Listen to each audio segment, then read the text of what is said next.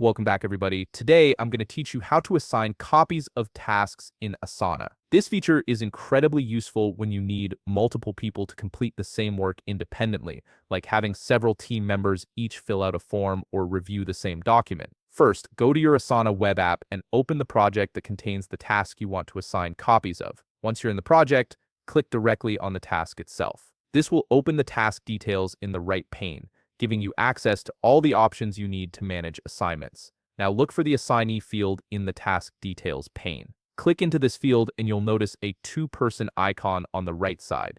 This icon is your gateway to assigning multiple copies. Click on it to activate the multi-assign feature. Next, start typing the names of the people or teams you want to assign copies to. As you type, Asana will display a list of matching names. Select each person or team from this list to add them. You can add as many assignees as you need, and Asana will handle the rest.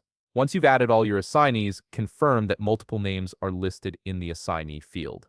Then click Assign Tasks. Here's where the magic happens. Asana will automatically create individual copies of the task for each person you selected. Each assignee gets their own version to work on independently, which keeps everyone's progress separate and organized. There's an important detail to note about how these copies behave. If the original task is part of a project, each copy will remain in the same project and section, maintaining your organizational structure. This means you won't have to worry about manually placing each copy where it belongs.